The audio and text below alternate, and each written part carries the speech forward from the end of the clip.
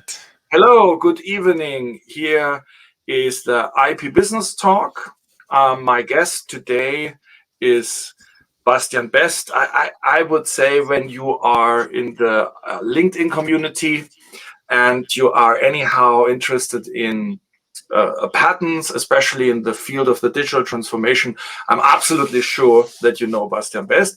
So he is a really high profile on that issue. And I'm happy that he is here. I'm happy that you are here. It is a live talk, so that means we have here a stream and we have our chat, and you are invited. Please write your questions or your comments in the chat, and we will talk about that during our discussion here on LinkedIn Live. So, warm welcome to you, Bastian Best. Thank you very much that you teach with us. You are on a university lecturer at SAPI for digital patterns, for AI. I'm very happy that you help us to train, to teach people. So you're also quite communicative and active in that field.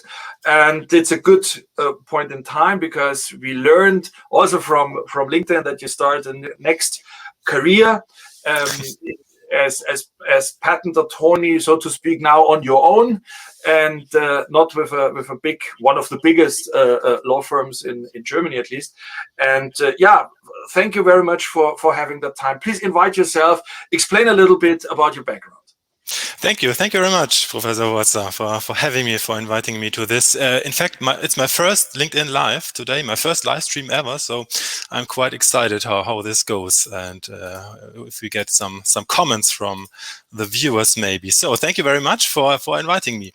Well, you said it, I'm quite active on LinkedIn, so since this is on LinkedIn here, probably people have seen my face already. So at least you said I'm highly professional. Thanks for that. At least I'm very loud on LinkedIn. So I post a lot there. For those who don't know me yet, my name is Bastian Best. I'm a European and a German patent attorney. So I'm not a lawyer. I'm a patent attorney, which means that I'm a legal guy by profession, by training, but a techie at heart, really. So I've been a computer guy ever since I was a kid. Started with an Amiga 500 back in the days when there was no internet even. And it became only logical for me to study computer science then. And at some point in time, then I became a patent attorney. And as a matter of fact, I focus exclusively on digital and computer-based and software-based inventions. You already mentioned it. I did my training to become a patent attorney in one of the largest and most successful IP firms in Europe, for that matter, Badele Pagenberg. Spent 13 years there in total. And now, since actually almost exactly 2 weeks, I'm now officially solopreneur, or whatever you want to call it. So I started my own solo patent practice for the time being. Great. I saw a lot of clapping. Okay. According to your statement that you go out and start your own private practice. I mean, that's a big step. We will talk a little bit about that later. Mm-hmm. I would like to start with really the one of the dominant trends which are out there right now. It's the digital transformation. And of course, for everybody, it is reality according to COVID and all these distance learning and distance working activities. But obviously, this was just a boost. At the end, we are in the middle of that transformation. And there's this wonderful study from the EPO that we see in that digital technologies, according to the fourth industrial revolution, we see over the last 20 years a 1,400% growth rate. I mean, that's a thing, and more than 53% in the last 3 years, I guess. So really an enormous dynamic. And somebody said, I don't remember who it was, but it's nice. He said everything what is already invented is now invented again, but now with digital means. So this old saying of software eats the world. So everything what is on your desk is now what was on your desk is now an app. So what would you say? What are the trends and also the chances in patenting digital and software-based solutions? Well, you already said it completely correctly. I mean, yeah, the future is digital. In fact, one of my tagline of my new firm is patents for the digital future. So yeah, the future is digital. Yeah, everything gets digital. There's an app for everything. So yeah, and I mean, if we therefore also the patent trends are, let's say, exponentially growing. There's also this study from WIPO, I think, about patents for AI, which has this graph. I don't know if you've seen it, the viewers. I've posted it at some time. Also has this graph of the scientific publications in the field of AI, which is growing exponentially, and then with a certain lag behind time-wise, the also exponential growth of AI-related patent applications. And I mean, so the trend is clear. Patents are everywhere, also in the digital realm. And for a good reason, of course, because I mean, if we assume that the future is digital and there will be plenty of opportunities to create cool new products and services for the future. And if, on the other hand, we take patents as business assets, which they eventually are if they are used correctly, it's only logical that companies should go really, really deep into patents to secure their share in the digital future.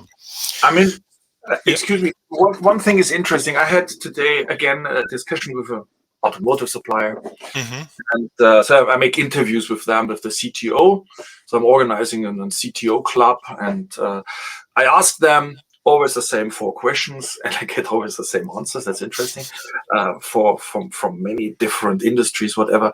And one thing is that I ask them, is it in your company, like in many other companies, that there is a significant difference between classical, as engineers from the classical fields and software engineers, developers in the broadest meaning, within their patent propensity or with their activity of making invention disclosures, or the other way around, that it is, for me, it is quite often so that software guys, in the broadest meaning, they don't feel themselves as inventors. They have not this engineering gene in it saying it's good being an inventor, it is worth to go for patents. So they simply ignore that we have 65,000 patent applications on software-based solutions every year at the IPO.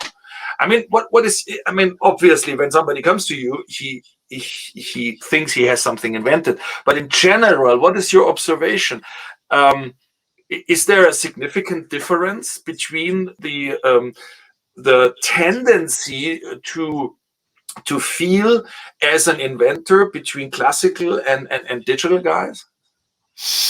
I think there is maybe, but I think the awareness is really changing slowly, but I think it goes in the right direction. So what I see regularly is really what you explained, so that I work with companies, be it software companies, software development companies, or let's say classical companies from classical industries like, I don't know, mechanical engineering, automotive industry, who are digitalizing more and more also. And here, yeah, you are right. The inventors, especially software developers, they think that many have still the misconception that, oh, software isn't patentable, so all I'm doing is I'm doing that, and I don't have to worry about making inventions because it's all not patent eligible anyway. That's a big misconception which is still around. Yeah, and then even if software developers are aware that there are patents available, I see a tendency that they think, oh well, what I'm doing here, it's just what I do as a software developer, that's not worth a patent. So many underestimate the chances here for a patent system. What I see then in, for example, when I do FTO projects for software companies, and when we, together with the developers, when we then go through the competitors' patents, that's a big aha moment, and the developers are completely amazed. Wow, what are our competitors patenting here, left and right? And we would never have thought that such patents get granted. So yeah, that's a good way of creating awareness for developers. Yeah, I mean, I don't know whether it is today still so, but I would say a year ago I checked on occasion, by chance, I checked the website from the German Ministry of Economy, and there is something about patents and something about software. And I invite you to check that, because it is absolutely amazing that there is a lawyer answering a question. So it is obviously not real. It's just an information tool for people who check the website. And but there is this faked question: Can I protect an app? Okay. And then the lawyer says, yeah, unfortunately, software cannot be patented, but you can get a copyright, blah, blah, blah. So this is unbelievable. I mean, that is for a country like Germany, this is totally, I mean, we have 200 patents simply for Shazam. No, patent cannot, app cannot be patented. So this is such a misconception of the whole topic and issue, and it is so important that it is unbelievable how hard this software cannot be patented, how deep it is in the brains. And I mean that's really that's an issue. It's an for the public and for the development of the economy is really an issue that we compared to the application rates of other countries, we have really a big gap here in Germany on software patents. Yeah, that's really way to go. Yeah. Yeah, and one thing what interesting me is when you work in a law firm and you have that colleagues which working in the classical engineering fields. So you as a software guy, you are really a kind of, let's say, a freak and something very special. Yeah, you cannot touch that, you cannot feel it, you cannot knock on your objects. It's just only these boxes and these arrows between or something like that. Isn't that I would assume that it is hard to cooperate there. It's not necessarily hard to cooperate. I mean, it depends on how open-minded the colleagues are, actually. So, I mean, yeah, but it's really different ways of thinking about patents, about patent drafting, especially. So, yeah, it's different styles of how you have to draft your patent claims, especially, and the whole patent application. What I see oftentimes is if software-based inventions are drafted by colleagues who are more accustomed to, let's say, classical fields like physics or mechanical engineering, for example. Chemistry is a whole different thing. I have no idea of chemistry, so yeah, won't make any statement about that. But let's say in mechanical patents, you classically focus on the structural aspects of the invention, because the invention oftentimes is a new kind of machinery or a new kind of, I don't know, lever mechanism or something. So you have a very structural description, and also the patent claims have various structural elements in there. And for example, method claims are only used for production methods, basically for a method of producing the new thing. And if if you come from that thinking and you start drafting a software patent, what you do is you introduce wording like, I don't know, an input module cooperatively coupled to a processing module, things like that, very structural, but which doesn't make much sense in software inventions, because as far as most software inventions are actually dynamic, algorithmic. I mean, if the invention is about a new algorithm, Shazam, about, I don't know, identifying which song or which snippet of the song is playing right now, it's really about the algorithm. And here, the structure is completely irrelevant. The invention is really a method claim, is the natural category. So yeah, it's in the details, but it's really different styles of drafting the whole patent. Yeah, and to my experience is also that it is this abstractiveness. So it's very abstract, and engineers simply don't like that. So they like a robust, let's say, obvious solution. It can be complex, of course, but not this abstract level. And where I hear often, what is invented here? What is invented? It's like, it's a resource allocation, it's a priority stacking. So that is software technology. Yeah.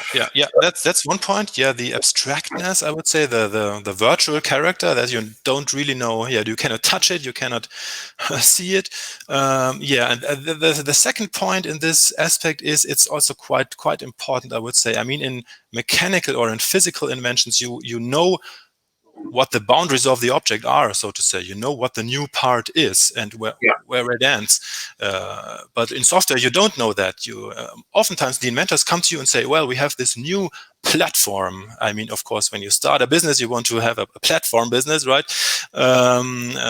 So you want to patent the whole platform, but that's possibly not possible.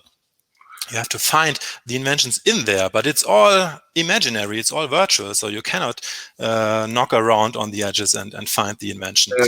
That's really difficult to identify.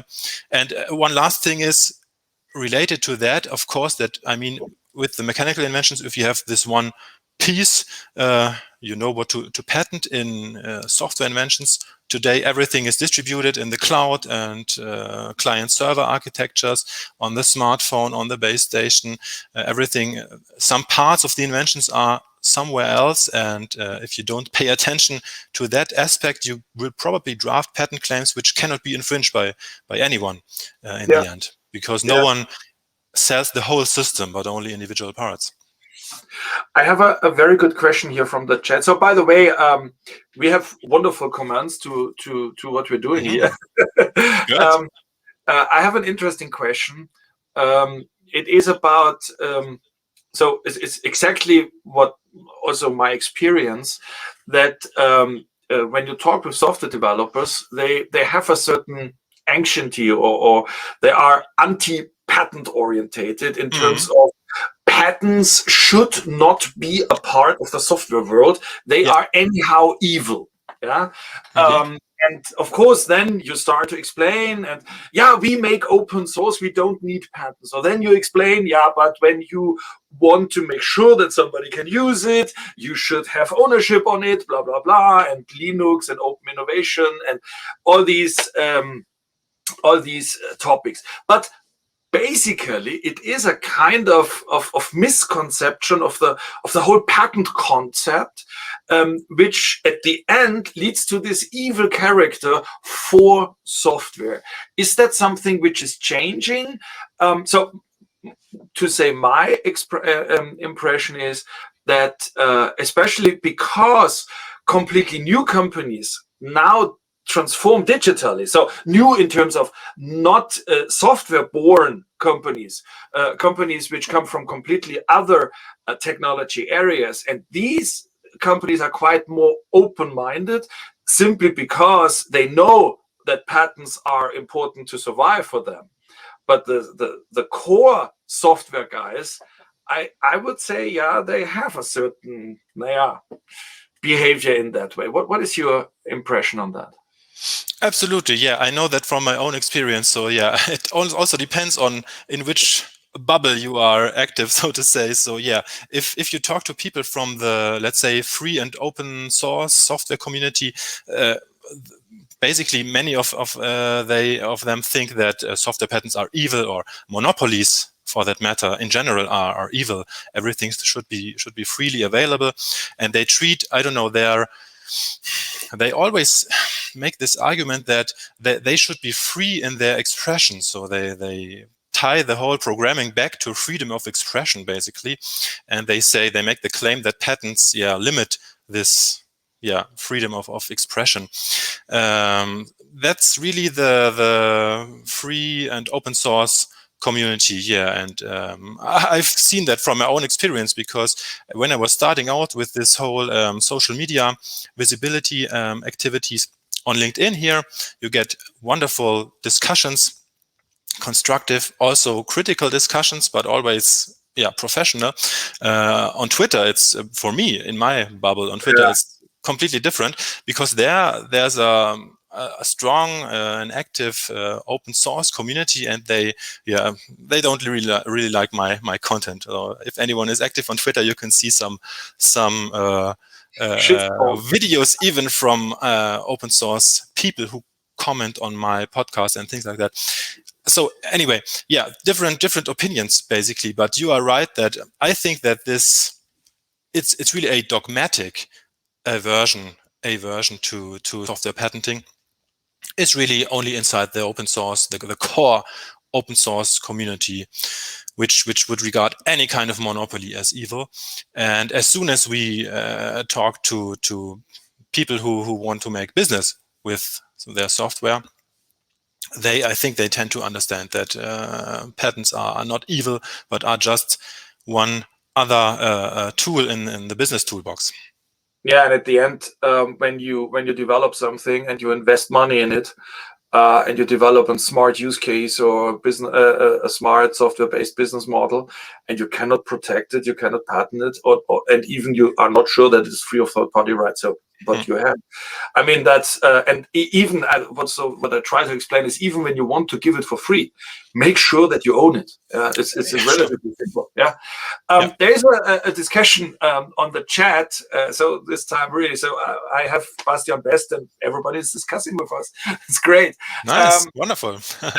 There is the discussion about enforcement, and you mentioned that sometimes software patents are so bad written that they cannot be infringed. I mean, that's one aspect of enforcement.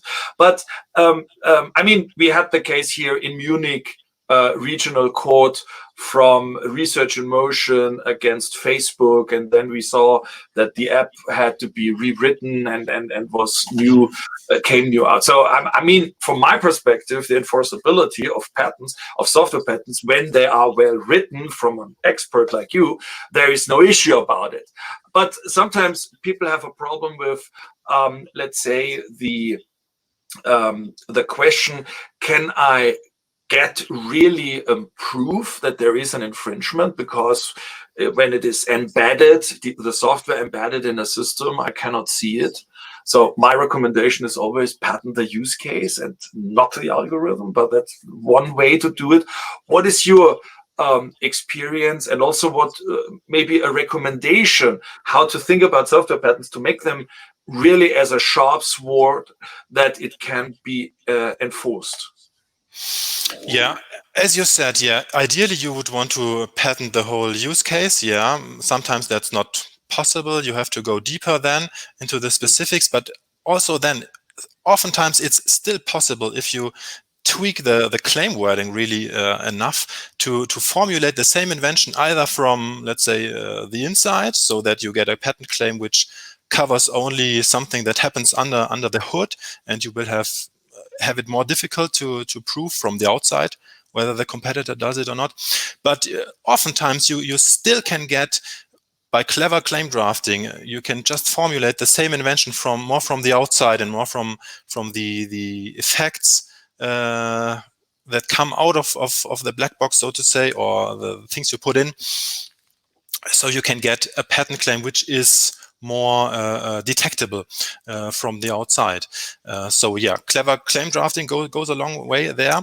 But of course, then sometimes it's just, if the invention just happens inside, if it's, I don't know, the specific structure of, let's say, a database index, a helper data structure which no user really sees deep inside the software, then you get a patent only on that inside element.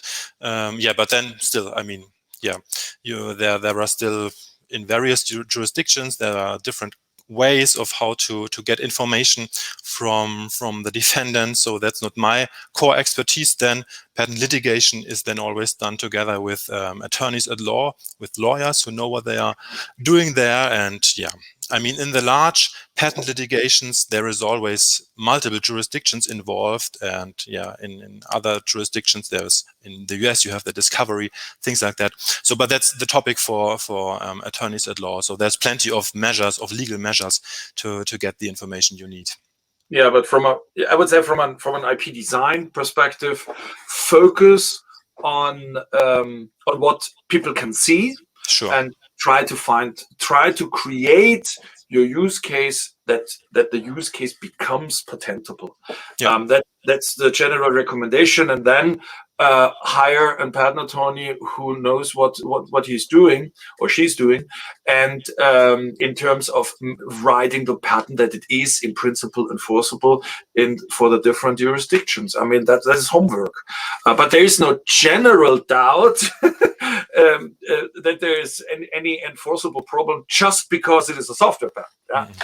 I mean, then there is one LinkedIn user, no name unfortunately here, who asked about cryptocurrency and blockchain technologies. So I can only tell you, watch the feed of the IP Business Academy, follow Bastian Best, follow us, and then you will see lots of statistics. So we have an exponential curve in patenting blockchain technologies, and he asked, "Is there something potential?" I said, "What is that for a question?"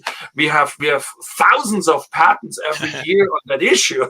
Of course, I mean, that's actually a great example. Blockchain and cryptocurrencies, just briefly, to show the line between what is patentable and what is not patentable in principle. So if we talk about, I don't know, a new kind of cryptocurrency, which is, I don't know, more stable against the real currency fluctuations or something like that, that would be really a business model and something inherently taken as such non-technical.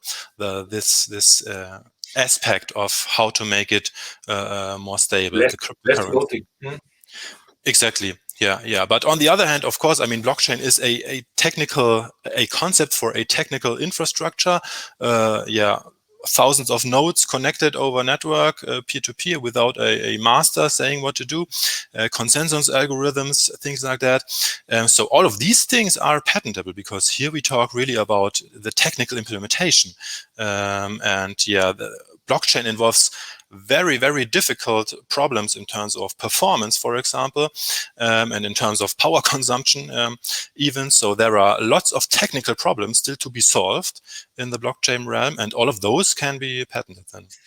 I mean, we had last week a seminar, and also with my students, we're discussing that in the use cases and the case studies. And let's just say two objects can make a contract which is legal binding. Yeah, and you say this is a token and based on a blockchain or whatever.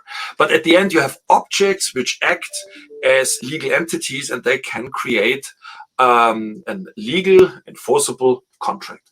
So that's obviously something administrative, but you can solve many problems completely based on technology now, which are logistics and resource allocation and all that things, simply by acting with objects and not anymore. You need any person in it, and that makes it obviously patentable, because now you use technical means, and when it is a technical problem which you solve, then and you use a token for that. Well, why not? I mean, that is a technology, first of all. I mean, it is, as you said, it is very important to understand that not the administrative aspect is the cornerstone. So it is the cornerstone is what can you see and what makes a technical effect. I mean, you explained that so wonderful in your series and also in the lectures. I think I can only invite people to attend that and to go deeper in that, because when I think when you have the trick, when you understand how to think about it, then it's much easier to come up with a meaningful invention in terms of that could be patented. Okay, we have another question which is maybe very interesting here, and it is when we look at from a patent perspective, and we want to create a patent portfolio around an innovation. So not one invention and one patent. We have an innovation. We want to become successful with the business with it. What would you say for a digital innovator? So a company or maybe an individual who comes up with a new digital solution, wants to be successful with it on the market and needs a portfolio, or has the plan to create one. Are there some general recommendations which you could give to such a person or a company? Always difficult to give general recommendations. I mean, the strategic aspects, of course, your course and your teachings would be the way to follow. Generally speaking, I would say in terms of trying to build a software patent portfolio, the first thing to be aware of is really that there needs to be a whole portfolio. That if you have a new platform model, for example, you cannot just get a patent. You cannot patent your platform, but you have to find the golden nugget, so to say. You have to find those features of your platform which the customer cannot live without, basically. And there you need patent protection. There you need to find certain non-obvious technical aspects which you can then patent. Just to make one example, for the audience, one of my PhDs works right now on the early Netflix patent portfolio, and that is wonderful. They made it really great, and you can see from when they had office actions and they had to reduce their claims, they always go to a position which is completely correlated with the business model. Mm-hmm. So that's very, very good, and we can really show that this is totally business driven what they do there. And because they had to realize a customer experience with very narrow bandwidth, which was available at that time, and they had to ask the question, what is acceptable for our customers? And they developed a lot of tricks to have a smooth customer experience for the streaming platform. And of course, lots of technologies were necessary, but this is totally driven to create a certain customer experience. And I mean, that is quite illustrative. So that the patent portfolio from the early days is completely different than later on when they started their suggestion engine, and that you can patent types of suggestion engines. I mean, there is a lot to know in that field, but it's not black magic, I would say. It's not black magic, but I mean, on the other hand, it really adds a layer of complexity, because as you say, patents are only good if they protect something which is business related, which has business worth. So it's really crucial for the companies to really get aware of how to read a patent and how to read the draft you get from your external patent attorney, and they need to understand in-house whether what the patent attorney suggests really makes sense from a business perspective. Because I mean, either they involve the external patent attorney to such an extent that he knows where the business is going and which are the golden nuggets business-wise, or if they don't do that, if they treat the patent attorney more like an external workbench, let's say, they have to make sure that what he suggests, because then he can only suggest the best possible route to get a patent, but they have to decide whether this route really leads to a patent which is meaningful from a business perspective. So, I mean, that's the difference.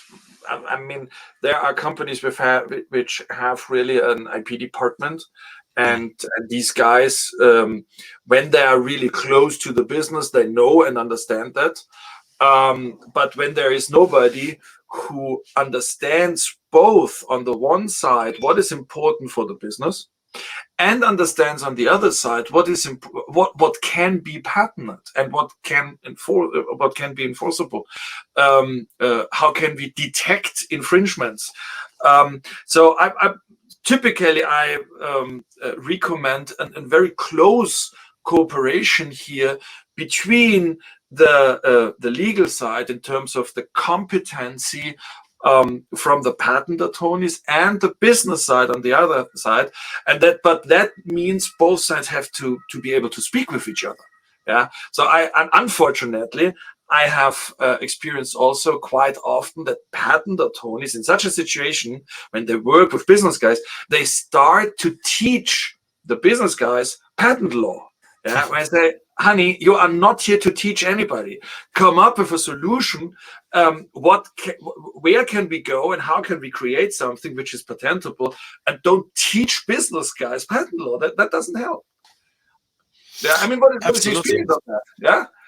Yeah, absolutely. Yeah, I mean, everyone has his own competence, but yeah, at the interconnection is where the magic happens, and here everybody has to play his role properly. Yeah, that's also what I'm trying a little bit with my new firm now. I'm trying to experiment a little bit with, for example, also business models beyond the classical hourly billing model, because sometimes, I mean, with large companies, it's perfect, runs smoothly because everyone knows what to expect. But with my experience with smaller companies, especially, is that if you bill by the hour as an attorney, the client always has the tendency to say, well, now I have a question. Should I call my patent attorney? He will then only bill 1.2 hours again, then I will Google it myself. So I have the tendency that there are other models possible which encourage more communication. So that's what I'm experimenting with in my new firm as well. Yeah. So there is one question which might be of interest again. I would like to point on that. So the question is, typically in software you have a layer structure, and obviously, and the point is that when you have lower layers which are open source, and you have then on top of it something which you want to protect it, I mean, it's obvious, but I would like that you say it. So how do you protect it? Now, I mean, as we said, when they're up there is something technical which solves a technical problem, you patent it, and what is down there, you don't come up with a whatever open source operating system, or you just say this is state of the art, that the computer has an operating system, and you don't say that this is the inventive part, and that's it.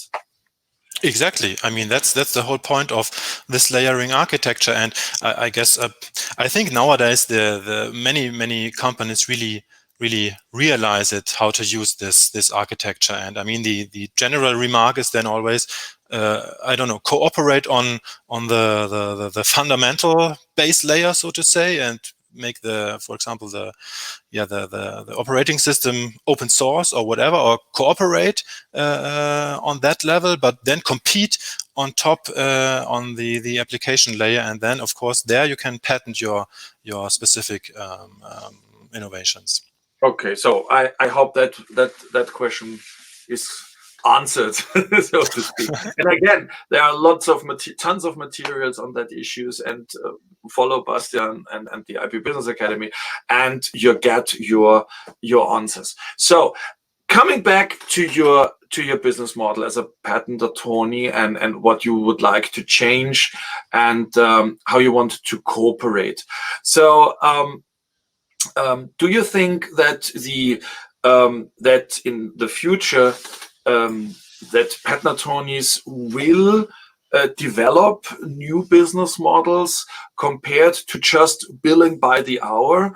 Or is that something which comes because you're working with digital companies? What would you expect for the future here?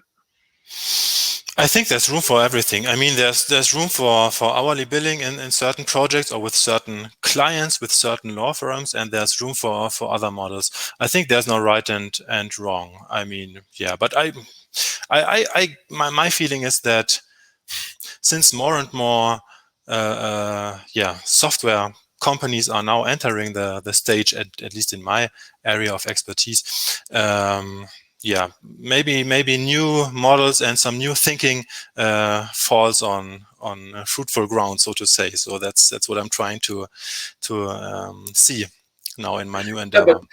But it's an experiment, of course. Yeah, maybe you are then a role model too, because my experience is also that patent attorneys have quite an issue with making marketing or communicating their expertise out there. There are some examples, of course. There are these big law firms which hire a real marketing department and agencies who are doing that for them.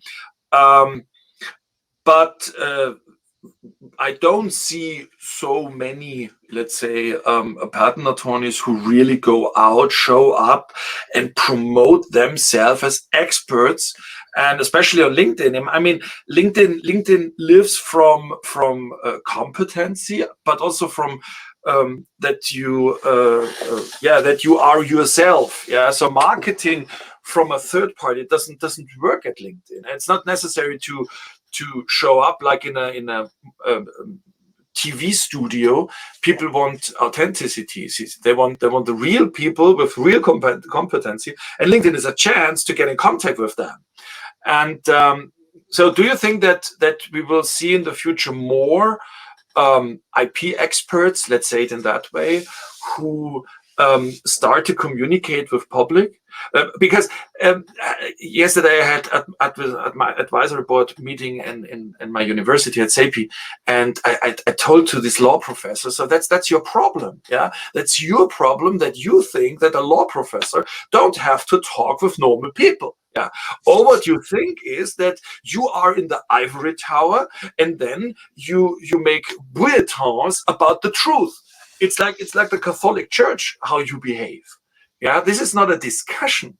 And so you are completely different. And the question is, do you think that we will see that development in the future on a broader basis in our IP community? I'm absolutely convinced that this is the future, so to say. So first of all, I mean, it's not for everyone. I mean, not everyone wants to show him or herself publicly in front of a camera, especially. So it doesn't have to be done by everyone now, of course. But I think, and the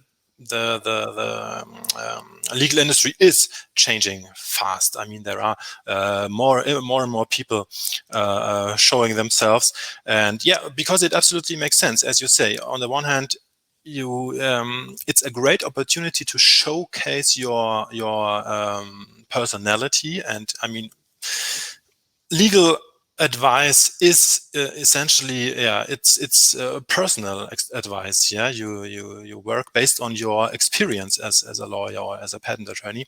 So and people buy from people, not from brands. So it absolutely makes sense. Now I lost track of what I wanted to say too. So that's the personal aspect. I think we will see more and more. So what I totally like is when you come up and say, look, because I'm completely against selling content. That was also an issue with the university. I said, this is the wrong direction. Give the content to the content to the people. And I like when you come up and say, okay, here I have a new stack of slides about IP. So nobody will become a patent attorney because of that slides. Nobody will start to file his own AI patents because of your slides. That's ridiculous. So people will see that, will get a trust, will learn something, but at the end I want to work with somebody together who shows me that he really knows something. And I don't need expensive offices for that. What I need is the ability of showing that I have an expertise. And I mean, that's the big difference of the traditional thinking and of this way of social media thinking. That's the important point, exactly. I mean, let's say the traditional thinking, in my opinion, is knowledge is power, right? That was the case before the internet, when knowledge was hard to get, when you had to go to the library to find facts. Then knowledge was power. And still a couple years ago, when I was talking to patent practitioner colleagues about sharing stuff on social media, the argument was always, oh, well, but if we give it away for free, who should hire us then? But yeah, as you really say, the bottom line for me is really like, I don't know, I give away for free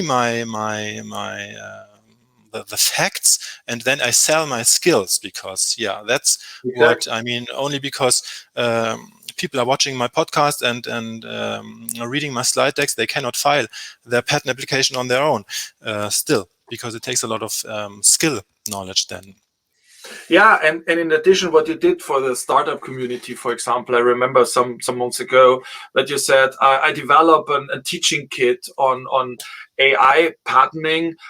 Do you think that I forgot something? Yeah, I mean, that's community building. So you interact with a community, you really help here the startups. On the other hand, you make clear I'm the expert. I mean, exactly, that's a win-win situation in the end. Yeah, my content gets better and my thinking gets clearer, because I know what my clients want, and on the other hand, my clients already know who to ask when they got a specific problem. So, Bastian, I could talk with you for hours. Me too. Unfortunately, the time is over. Because it's so much fun to talk to you. For today. Likewise.